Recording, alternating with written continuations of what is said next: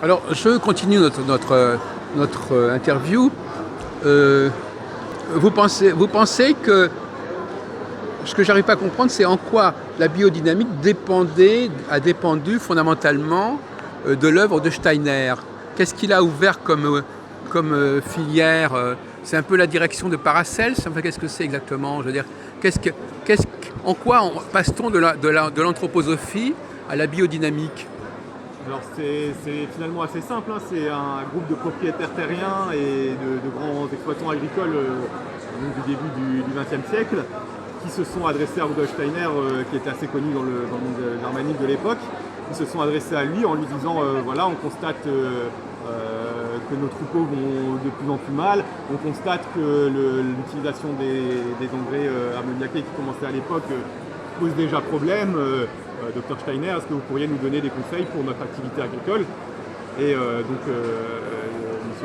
Steiner a attendu vraiment très longtemps puisqu'il a donné ses conseils aux agriculteurs en 1924.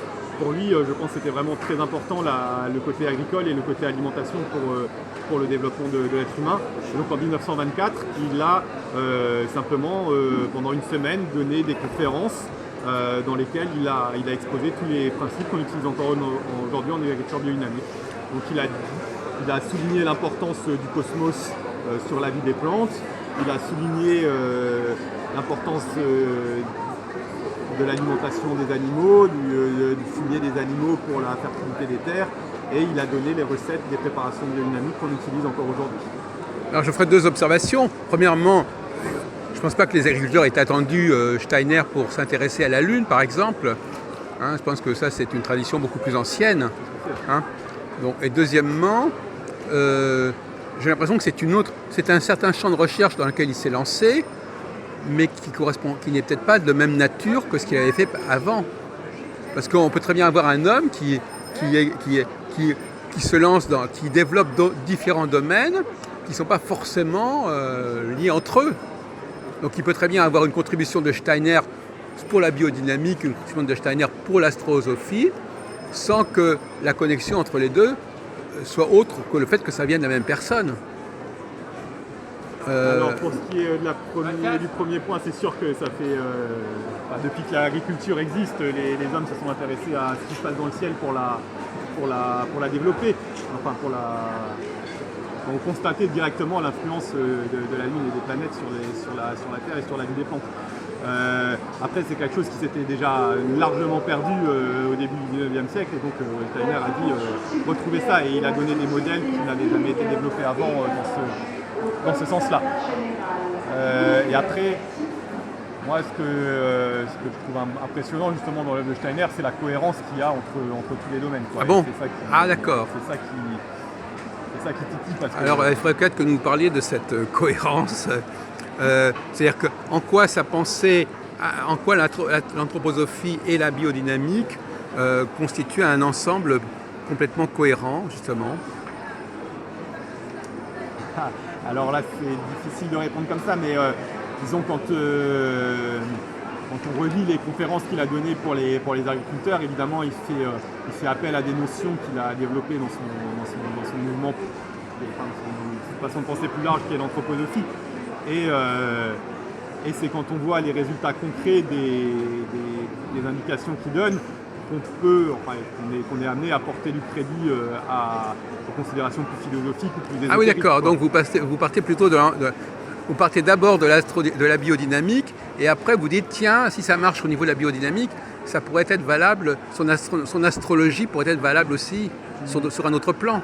Voilà, en tout cas c'est comme ça que moi oui, c'est ça. Que j'ai ressenti les choses, parce que effectivement on est avec des études scientifiques, avec la société dans laquelle on vit, c'est difficile de s'accrocher directement à des considérations qui peuvent paraître très ésotériques. Et donc, par contre, une fois qu'on a vu des résultats concrets de son travail, là, on est amené à creuser plus l'aspect philosophique. Donc, il faudrait partir de la BD, il faudrait partir de la BD pour entrer dans le monde de l'ésotérisme, en fin de compte, quelque part. De la biodynamie, vous voulez dire? Oui. Oui.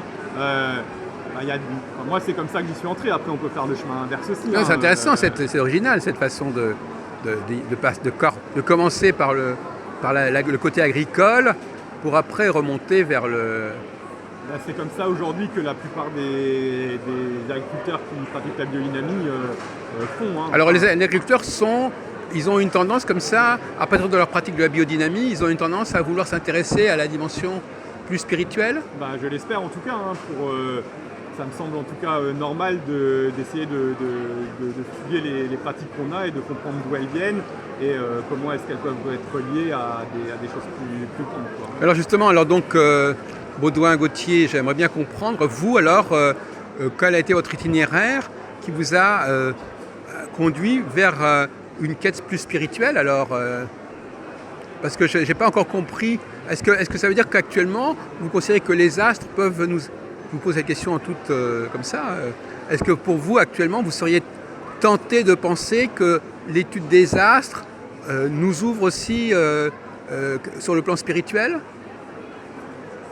Au niveau d'une connaissance, je ne sais pas moi. Oui, disons spirituel pris dans son sens d'opposé à matériel. Oui, par exemple, oui. C'est-à-dire que des choses qui n'ont pas de réalité matérielle, en tout cas pas des réalités matérielles qu'on peut saisir actuellement, ont de l'influence sur le monde vivant. Mais par là, les astres, pour moi c'est pareil un peu que les phénomènes de mémoire de l'eau, qui sont des réalités immatérielles et qui pourtant ont l'influence. Tout ça va dans le même sens, quoi. C'est dire qu'il y a des choses, des énergies subtiles qui sont présentes dans la nature et qu'on ne pourra pas comprendre le monde vivant sans en passer par ces énergies subtiles. Donc si on est dans le vivant, comme l'homme est dans le vivant, quelque part, le moment où il naîtrait ou le moment où il agirait, il faudrait tant qu'à faire tenir compte de ce moment-là, du bon choix du moment pour faire les choses, pour commencer quelque chose, ou même par exemple au niveau médical tout simplement. Oui, pourquoi pas également au niveau médical, mais... au niveau chirurgical, je dirais même. Au niveau chirurgical, on peut également penser à ça, mais...